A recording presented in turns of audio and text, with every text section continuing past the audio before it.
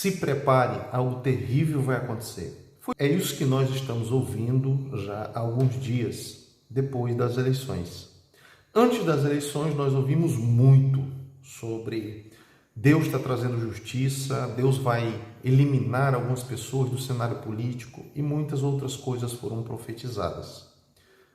No entanto, após o período político, começou as profecias sendo direcionadas ao juízo de Deus, que Deus faria justiça e que Deus iria derramar sua ira sobre o Brasil. Afinal de contas, como nós podemos nos localizar no contexto bíblico, escatológico? Esse vai ser o assunto do nosso vídeo de hoje. Eu gostaria de pedir que você não saia daí. Eu não sei se você percebeu, também não sei se você atenta para essas questões. Nós temos visto muitas pessoas profetizarem aquilo que é conveniente para a igreja, para o ambiente, para si, para as pessoas. Então, muitas profecias, nós olhamos como elas sendo profecias encomendadas para grupos específicos. Porém, nós não podemos deixar de analisar que existe um contexto profético para os nossos dias. Contextos mencionados no livro de Daniel, no livro de Ezequiel, no livro de Amós, no livro de Zacarias, Malaquias, os evangelhos de Mateus, Marcos, Lucas e João, o livro de Apocalipse, o livro de Judas, as próprias cartas de Paulo, 1 e 2 Timóteo, 1 e 2 Tessalonicenses. Então nós temos inúmeros livros que apontam para os dias do fim. E o que esses livros revelam para nós? O apóstolo Paulo, escrevendo a Timóteo, diz que nos últimos dias nós teríamos dias trabalhosos, seriam difíceis.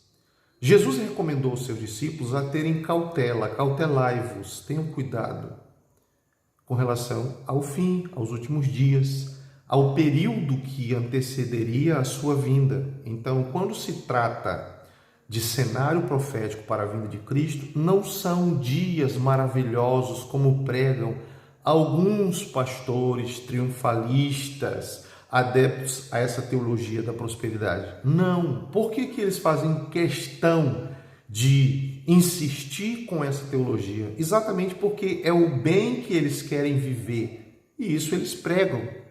Você vê costumeiramente eles repetindo isso, que eles falam aquilo que eles querem viver.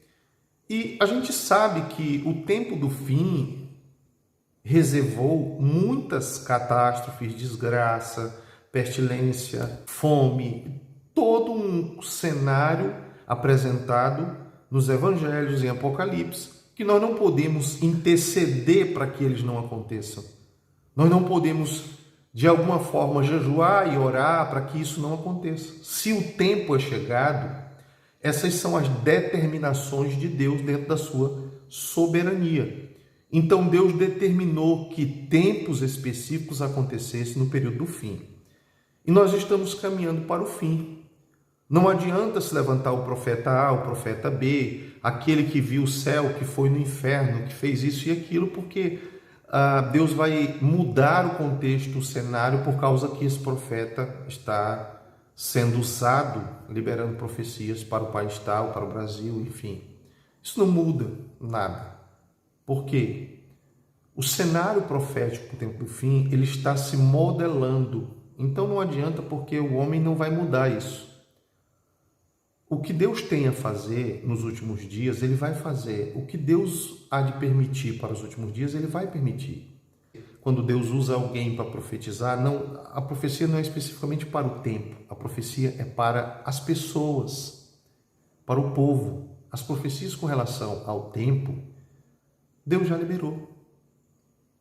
Estão escritas nos livros que eu citei para você. Então, o que não podemos fazer é tentar, de alguma forma, criar outro cenário fora do que Deus determinou que deve acontecer. Agora, o que vamos fazer diante desse cenário?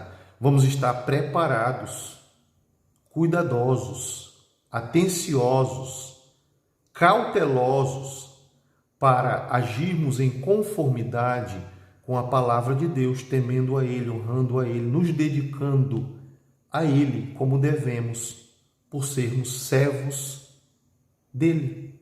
É isso que Jesus advertiu, Mateus capítulo 24, Lucas capítulo 21 e Marcos capítulo 13, 14.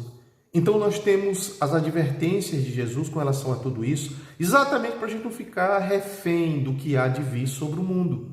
Por isso que ele nos advertiu. O apóstolo Paulo, escrevendo a carta aos Tessalonicenses, no capítulo 4, ele diz que a mensagem da vinda de Cristo era para consolar a igreja de Tessalonicenses. Então, o que o mundo compreende como uma grande tribulação, um grande problema, o que o mundo entende como sendo algo devastador, nós compreendemos como mensagem para consolo das nossas almas.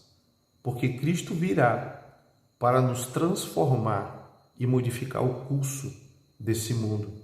Então, você não precisa estar perturbado porque evento X vai acontecer, aquilo outro. Não, simplesmente tenha paz na palavra de Cristo. Porque o que ele prometeu, ele há de fazer.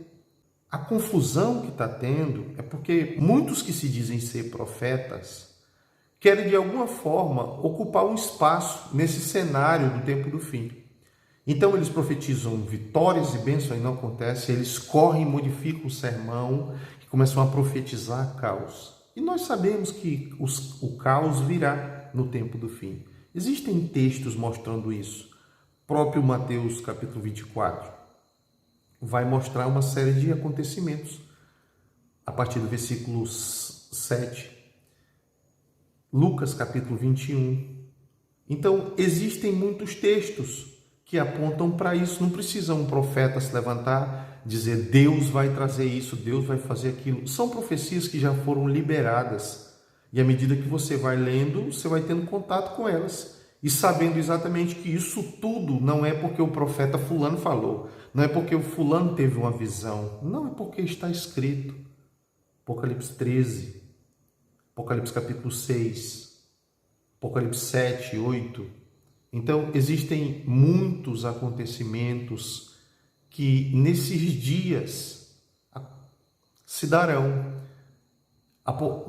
O livro de Lucas, no capítulo 21, menciona um abalo no mundo com muitas ondas em diversos lugares. Ou seja, acontecerão tsunamis e quando isso for contado, os homens desmaiarão de terror, de medo, de pânico. Nós teremos os últimos